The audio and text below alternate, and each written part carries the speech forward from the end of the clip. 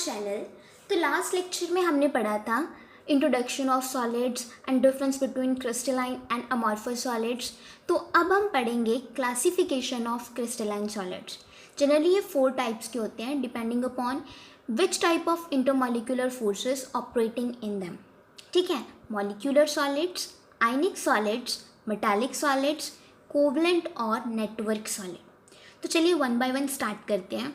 Molecular solids, देखो name से clear हो रहा है मॉलिक्यूलर सॉलिड्स मतलब the solids in which constituent particles are molecules, है ना। नेम से क्लियर था, मॉलिक्यूलर मीन्स मॉलिक्यूल्स। ठीक है, तो ये जो फर्दर इसकी 3 कैटेगरीज होती हैं डिपेंडिंग अपॉन कि which type of forces are operating, ठीक है, इन बिटवीन द मॉलिक्यूल्स। तो जैसे non polar molecular solids, polar molecular solids, hydrogen bonded molecular solids. देखिए वन बाय वन डिस्कस करते हैं। फर्स्ट है नॉन पोलर मॉलिक्यूलर सॉलिड। देखो नॉन पोलर मॉलिक्यूलर सॉलिड मतलब the substances in which constituent particles are either, या तो वो होंगे नॉन पोलर मॉलिक्यूल या फिर एटम्स होंगे नोबल गैसेस के। क्योंकि नोबल गैसेस भी क्या होता है कि उन पर कोई चार्ज नहीं होता, वो न्यूट्रल होती हैं। ठीक है, कोई चार्ज नहीं होता। तो जैसे इनकी एग्जांपल आ गई हीलियम, सॉलिड, आर्गन। तो देखो अब इन केस में होता क्या है, इस केस में देखो है ना कि नॉन पोलर मॉलिक्यूलर सॉलिड भी कोई ना कोई तो फोर्स प्रेजेंट है ही ना, जो कि मॉलिक्यूल को आपस में बाइंड करके रखती है। तो जो फोर्सेस प्रेजेंट होती हैं ना उन्हें हम बोलते हैं लंडन फोर्सेस और वीक डिस्पर्शन फोर्सेस। अब ये फोर्सेस कौन सी होती हैं? लंडन फोर्सेस मतलब the forces which are present between momentary dipole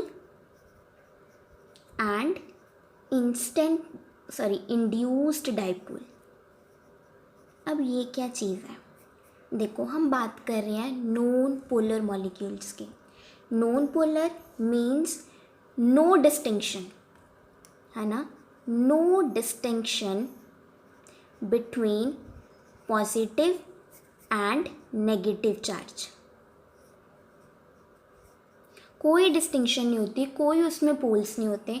तो फिर होता क्या है ना, कौन सी फोर्सेस होती हैं? तो उनमें होता क्या है, जो नॉन पोलर मॉलिक्यूल्स या एटम्स होते हैं ना, फॉर अ इंस्टेंट उनमें डायपोल क्रिएट हो जाता है। फॉर अ इंस्टेंट और फॉर अ मोमेंट उनमें डायपोल क्रिएट हो जाते हैं। मीन्स सारे इलेक्ट्रॉन्स एक तरफ आ जाते हैं, वहाँ पे नेगेटिव एंड क्रिएट हो जाता है और दूसरी साइड पे पॉजिटिव पोल है ना वो क्रिएट हो जाता है।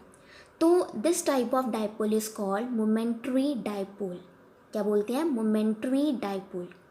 अब देखो इसमें तो डायपोल क्रिएट हो गया, है ना।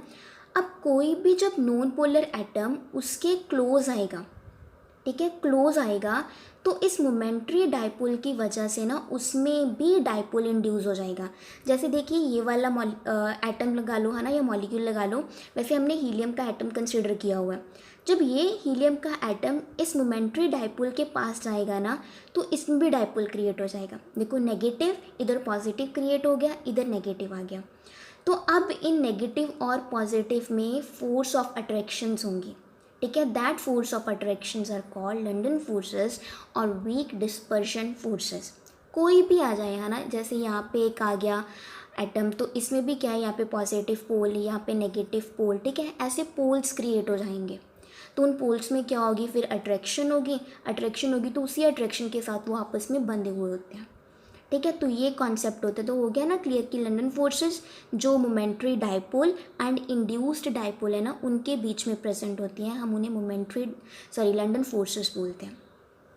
क्योंकि ये वीक फोर्सेस होती हैं, इसका मतलब क्या है, अब प्रॉपर्टीज़ में देखते हैं। तो ये जो सॉलिड्स हैं वो सॉफ्ट होंगे। सॉफ्ट होंगे तो मतलब बॉन्ड वीक है, इनके बॉन्ड वीक है तो मेल्टिंग एंड बॉइलिंग पॉइंट कम होगा। अभी हमने लास्ट वीडियो में पढ़ा था कि सॉलिड्स के लिए जो मोस्ट इम्पॉर्टेंट कंडीशन वो क्या होती है कि very strong intermolecular force of attraction होनी चाहिए जो उन्हें उनके फिक्स्ड पोजीशन पे बांध के रखते हैं। बट इनमें क्या है, वेरी वीक फोर्सेस, है ना, मतलब particles are free to move. तो हम क्या कंसिडर कर सकते हैं भी, लिक्विड और गैसेस एट रूम टेम्परेचर। क्योंकि हम न्यूट्रल मॉलिक्यूल्स की बात कर रहे हैं, नॉन पोलर मॉलिक्यूल्स की बात कर रहे हैं ना, तो ये नॉन कंडक्टर होते हैं क्योंकि कोई चार्ज ही नहीं है जो इलेक्ट्रिसिटी कंडक्ट करेगा। ये थे नॉन पोलर। अब बात करते हैं polar molecular solids, means that consist of polar molecules, ठीक है। And polar molecules formed by, मतलब ये जो सॉलिड्स होते हैं they are formed by polar covalent bonds, ठीक है। जैसे इसके एग्जांपल सॉलिड HCl, SO2। देखो अब इनमें क्या होता है, जैसे HCl है, इसे ऐसे लिख सकते हैं भी इस पे पॉजिटिव चार्ज है, इस पे नेगेटिव। तो मैंने देखो यहाँ पे ना एक डायग्राम बना रखा है, ये इसका नेगेटिव एंड पॉजिटिव, हम इसे लिख सकते हैं CH positive, Cl negative, Cl negative, H positive. तो देखो ये ना पोल्स के थ्रू बाउंड है ना, इसका एक पोल, इसका पॉजिटिव पोल इसके नेगेटिव पोल के साथ बाइंड है। तो हम कह सकते हैं कि यहाँ पे जो फोर्सेस ऑपरेट होती हैं ना वो डाइपोल डाइपोल फोर्सेस होती हैं, है ना। भी ये डाइपोल है, ये डाइपोल है ना, ये दोनों मतलब ये दोनों आपस में बाइंड है due to the dipole dipole forces, ठीक है। ऐसे होता है। तो हम डायग्राम देख सकते हैं कि इनकी भी कोई प्रॉपर अरेंजमेंट नहीं है ना, या ये कह लेंगे भी इसमें भी कोई क्लोज पैकिंग नहीं है। तो यहाँ से भी पता चल रहा है हमें कि ये जो फोर्सेस है ना ये भी वीक फोर्सेस होती हैं, ठीक है। वीक फोर्सेस हैं तो अब प्रॉपर्टीज़ पे आ जाओ। वीक फोर्सेस है तो वो सॉफ्ट होंगे, सॉफ्ट है तो मेल्टिंग एंड बॉइलिंग पॉइंट कम होगा, ठीक है। तो अब इनमें कोई फ्री इलेक्ट्रॉन है, फ्री इलेक्ट्रॉन नहीं है तो नॉन कंडक्टर ऑफ इलेक्ट्रिसिटी, ठीक है। क्योंकि सॉफ्ट है, low melting and boiling point, forces इतनी ज़्यादा स्ट्रांग नहीं है, तो ये भी क्या होंगे, गैशियस और liquid at room temperature and pressure, ठीक है जी। तो नेक्स्ट हमारे पास आता है hydrogen bonded molecular solids, means solids which contain hydrogen bonded molecules, ठीक है। सिंपल है ना, नेम से क्लियर होता है सारा। देखो अब मैंने ये आइस का एक मतलब पोर्शन सा ड्रॉ किया हुआ है ना स्ट्रक्चर का। तो देखो ये एक वाटर मॉलिक्यूल, ये एक वाटर मॉलिक्यूल है ना। तो इसमें जो बॉन्ड बन रहा है ना इसे हम बोलेंगे हाइड्रोजन बॉन्ड। हाइड्रोजन बॉन्ड क्या होता है, the bond between hydrogen and the most electronegative atom, वो होता है हाइड्रोजन बॉन्ड। तो इसमें भी यही हो रहा है, ऑक्सीजन इलेक्ट्रोनेगेटिव है, H हाइड्रोजन है ना, तो इनमें बॉन्डिंग हो रही है तो ये क्या होगी, हाइड्रोजन बॉन्डिंग। तो ये थे हाइड्रोजन बॉन्डेड मॉलिक्यूलर सॉलिड्स। अब इनकी प्रॉपर्टीज़ क्या है वही है ना, अभी ये भी जनरली वॉलेटाइल लिक्विड्स होंगे, सॉफ्ट सॉलिड्स होंगे, है ना। इसमें भी कोई मतलब फ्री इलेक्ट्रिसिटी का तो यही फंडा है ना कि जिनके इसमें फ्री इलेक्ट्रॉन प्रेजेंट होंगे ना वहीं पे इलेक्ट्रिसिटी कंडक्ट होगी। तो ये भी नॉन कंडक्टर हो गए।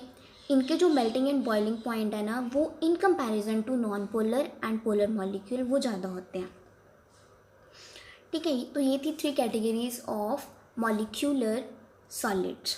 अब बात आती है आयनिक सॉलिड्स की।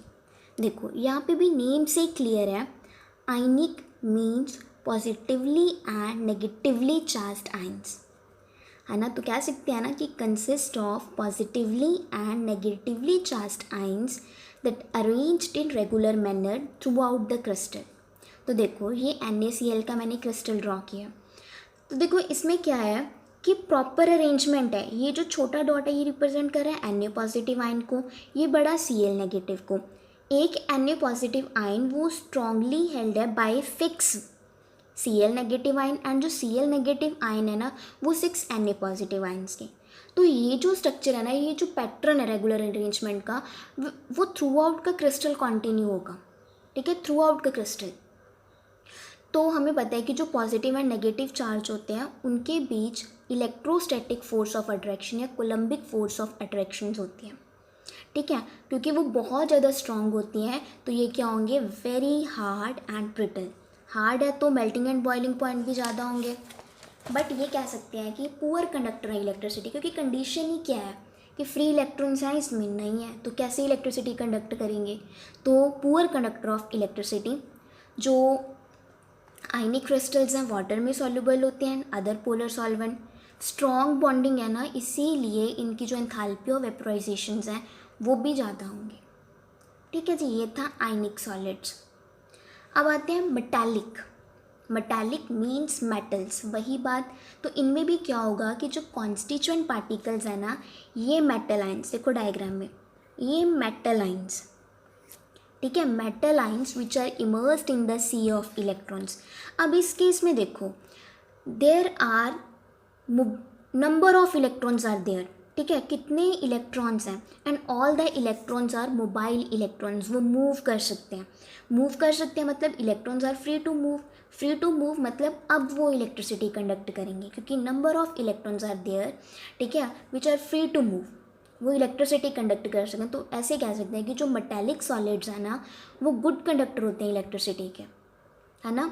तो नेक्स्ट बात ये हीट के भी गुड कंडक्टर होते हैं। जैसे हमने एक पोर्शन को हीट किया तो वहाँ के जो इलेक्ट्रॉन्स एक्साइट हो गए, वो एक दूसरे के साथ स्ट्राइक करेंगे तो हीट ट्रांसफ़र होगी। सो इन दिस वे कि जो हीट है ना वो through out the crystal spread हो जाएगी इवनली। तो ये बात होती है।